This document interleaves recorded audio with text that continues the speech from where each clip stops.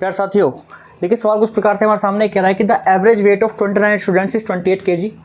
मतलब कि 29 बच्चे हैं जिनका जो एवरेज वेट है वो 28 किलो है। अभी कह रहा है कि by the admission of a new student, एक नया बच्चा एडमिशन हुआ है जिसका the average weight is reduce to 27.8 kg। अब जो एवरेज वेट था 28 से 27.8 kg रह गया है।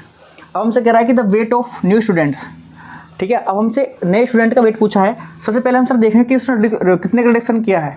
उसने यहाँ से यहाँ तक आने में 0.2 kg का रिडक्शन कर दिया है सर।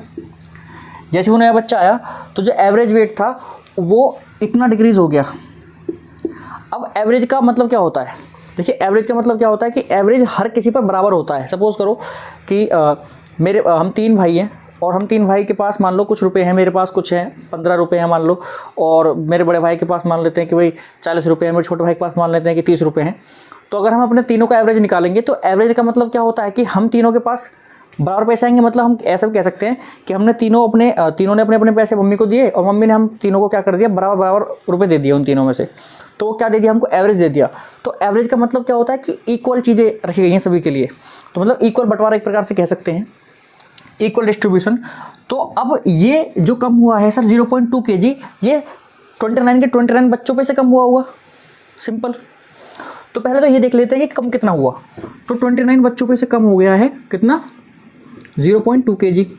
तो कुल मिला के 58 होता है, पॉइंट लग जाएगा, तो इतना kg कम हो गया। सर हमने मल्टीप्लाई करके प्राप्त कर लिया है 5.8 kg। मतलब कि उसने इतना कम करा होगा सब बच्चों पे से, 29 के 29 बच्चों पे से तो इतना वेट लिया टोटल मिला के, यानी 0.2 kg पहले से लिया, फिर 0.2 kg सबसे मिला के उसने 5.8 kg वेट लिया है सबसे, एवरेज को बराबर करने के लिए। अब समझो, जब वो 30 स्टूडेंट्स हो गए टोटल, तो मतलब कि उस बच्चे को भी कितना वेट मिला, टोटल 27.8 kg मिला। अब वो कैसे हुआ, वो उसने कैसे किया है कि इतना वेट उधार लेके कराया उसने इतना।